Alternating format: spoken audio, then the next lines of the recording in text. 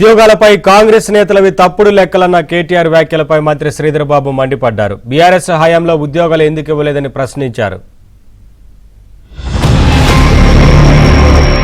ఏమంటారు? ఒకడు 60,000 ఉద్యోగాలు ఇచ్చినామంటాడు, ఒకడు 70,000 ఇచ్చినా అంటాడు, ఒకడు 1,00,000 ఉద్యోగాలు అయిపోయినాయి అంటాడు. ఇక నాకు అర్థం కావట్లేదు.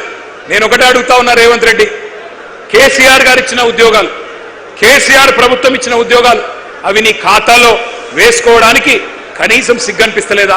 ఆ రోజు వరకు ఇచ్చిన ఉద్యోగాలకు సంబంధించి 56,000 మాట్లాడంటే గొప్పగా చూపెట్టిండ్రు.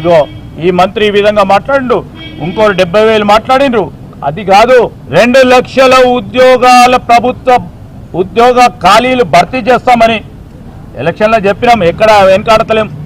ఈ 2.5 సంవత్సరాల కాలంలోనే మేము మొదలుపెట్టినాం. మిమ్మల్ని ఎవరైనా ఆపినరా?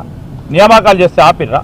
మీ ప్రభుత్వం 10 సంవత్సరాలు ఉంది, చాలా పవర్ఫుల్ ప్రభుత్వం అని చెప్పుకొని తిరిగిండ్రు. అసలు కాంగ్రెస్ పార్టీ ఏమైనా ఆగుతుందా అని మాట్లాడిండ్రు. మేము ఎక్కడైనా ఆపినామా? 10 సంవత్సరాలు మీరు ప్రభుత్వంలో ఉండి గ్రూప్ 1 పరీక్షలు ఎందుకు నిర్వహించలేదని అడుగుతా ఉన్నాం. గ్రూప్ 1 అధికారి కావాలని కోరుకున్న వేలాది మందికి ఏం జవాబు చెప్తారు? వారికి ఫస్ట్ క్షమాపణ చెప్పండి.